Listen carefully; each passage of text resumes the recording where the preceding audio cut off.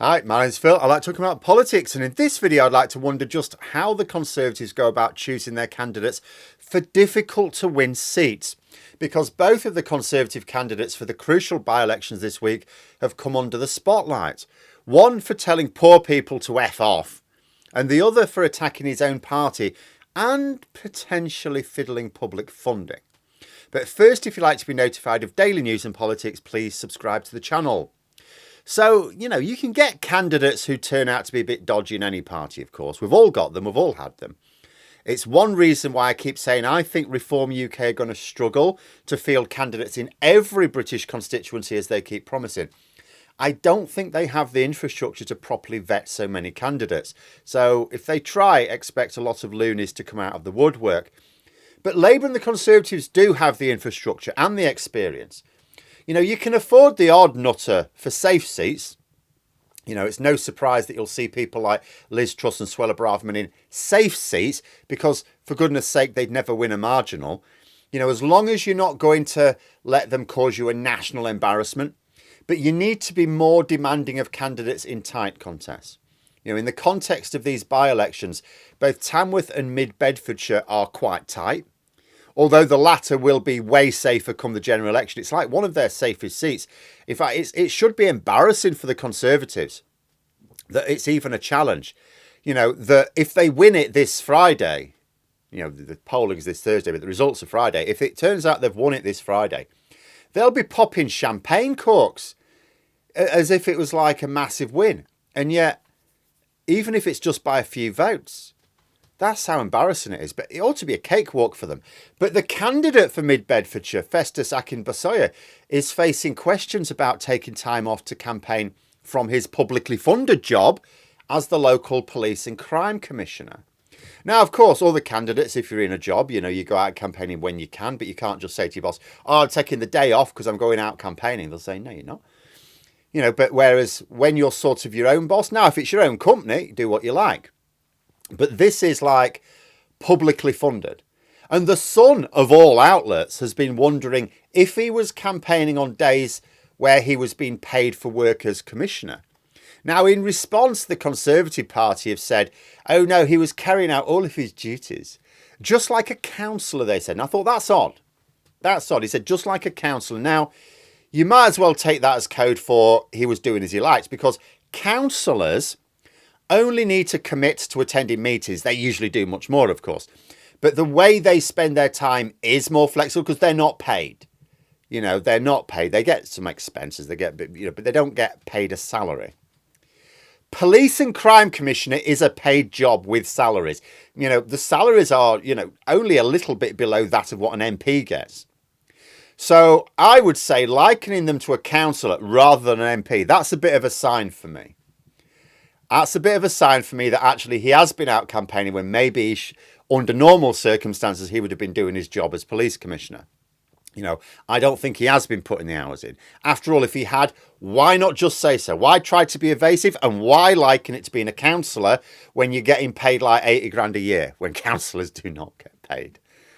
Embarrassingly, he's also been found to have campaigned against his own Conservative council.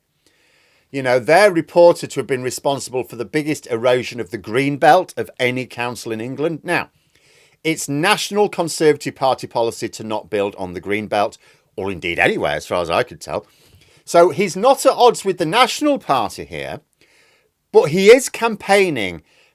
He's basically campaigning to be the Conservative MP who's going to be fighting battles with the Conservative Council all the way up to the general election. Because, more Tory infighting, exactly what the local residents want, isn't it? But this guy's candidacy is actually rock solid compared to the candidate for Tamworth. The other by-election, Andrew Cooper, the Conservatives candidate there, is reported to have told poor people to F off. He produced a chart during the height of the pandemic, which basically told anyone struggling to feed their kids to F off if they spent any money on anything else, or even if they just didn't have a job. Like at the end of the chart, you go through all these things. You go, no, we haven't spent money on this. We haven't spent money on this. We haven't spent this money. But it's like, well, do you work? No, I haven't got a job. F off then. bad at any time. But this was a time, remember, he did this at a time when the country was basically shut down. You tried getting a new job at that time. It was a little bit tricky. Tories were trying to justify starving kids in poverty over the summer, so he would have fit right in with them. You know, something, of course, they had to U-turn on because, you know, who does that? But at a time where jobs were, like, particularly difficult to come by, he thought nothing. You know, he thought not having a job was a reason to tell you to F off. A correspondent said they were going round with the candidates this week to record some thoughts, you know, go round with each of them at a time, record some thoughts for an article, you know, say how it's going at the doorstep. Apparently the Tory candidate declined the offer. They then supposed, well, maybe it's because this story was about to break and they knew it. Now, the fact that we have potentially damaging revelations about, I think, both Conservative candidates, but in reality, the biggest one is about the Tamworth candidate. It will be because political opponents knew about it some time ago and waited before leaking it to the media until like the last week. But you have to ask, especially in the case of the Tamworth candidate, why the Conservatives didn't find out themselves. Or if they did, why didn't they go for a safer candidate? Like, you get away with something like this in a safe seat. Because you notice there are no scandals connected to the other candidates in either by-election. And the Tories will have been digging like moles for it. They found nothing. Maybe because other parties took the selection of their candidates a little bit more seriously. You know, I think I saw a comment that, I don't know if this is true, that the Conservatives in Tamworth have not been doing so much canvassing in the last few days, relying more on phone banks. And you can sort of get that if you don't have many activists. You know, you can ring round a lot more people in a given amount of time. Or maybe it was because the activists didn't want people telling them to F off on the doorstep when this story broke. I don't know. I do know that the Conservatives have struggled for activists a bit.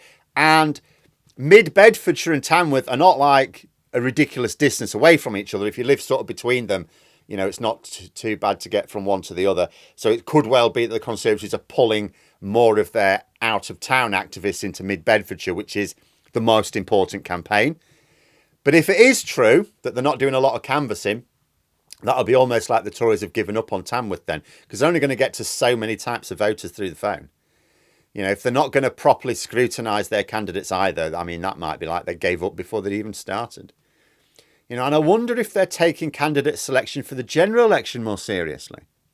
Imagine the flood of scandals that will break the week before polling day if they're not. Because as I say, if Labour learn of any of these, they won't announce them like 2 months before the election. They'll wait to the week before the election. Or maybe the Conservatives are hoping that all of their scandals will seem fairly tame compared with what comes out about Reform UK candidates. Oh yeah, I might have told voters to F off, but at least I didn't marry a goat. But there we are. Those are my thoughts. Let me know yours in the comments below. Hope you found the video interesting. If you did, please click the like button. And if you'd like to support the channel further, the join button for memberships. And until next time, I'll see you later.